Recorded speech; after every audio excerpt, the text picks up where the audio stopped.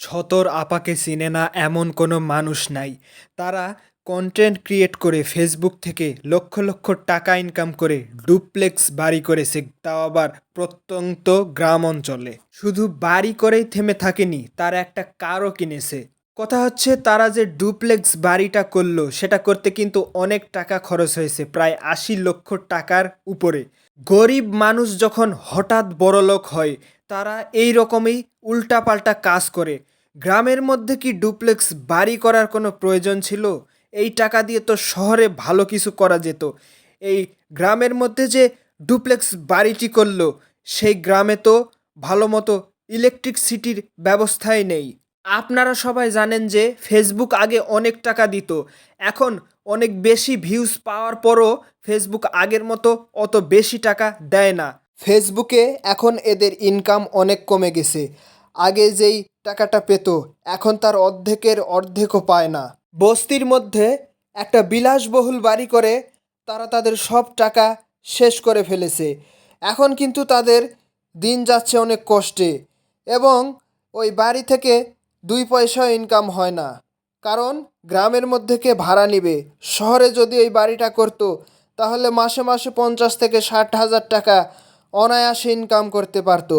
কিন্তু প্রত্যন্ত গ্রাম অঞ্চলে ওই বাড়িটি করার কারণে তাদেরকে অনেক কথা শুনতে হয়।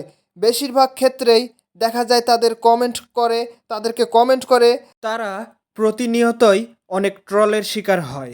এখন একটা কথা বলি, টাকা সবারই প্রয়োজন, বেঁচে থাকার জন্য টাকার গুরুত্ব অনেক বেশি।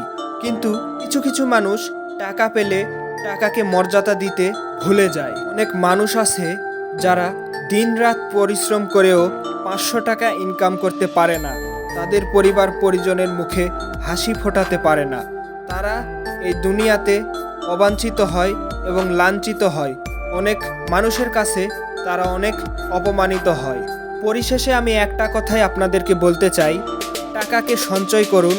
ভবিষ্যতে হয়তো আপনার এই ইনকাম নাও থাকতে পারে, তখন সেই সঞ্চয়ের টাকা দিয়েই ভালো মতো চলতে পারবেন। টাকা শুধুমাত্র প্রয়োজনে খরচ করুন, অপ্রয়োজনে নয়। উদাহরণ হিসেবে আমি আমার একটা ঘটনা বলি। আজকে আমার সাথে এই ঘটনাটি ঘটেছে। আজকে আমি বাজারে গেছিলাম মুরগি কিনতে, কিন্তু যে দেখি মুরগির দাম এত বেশি মনে হয় ডাবল দাম হয়ে গেছে। এই রমজান মাসের পর এত দাম বৃদ্ধি হয়েছে। আমি কিনতে গেছিলাম মুরগি, সোনালী মুরগি 290 টাকা কেজি। দেখে তো আমার মাথা ঘুরে গেছে। তারপর আর কি করব, মুরগি কিনা হলো না, বাসায় চলে আসলাম।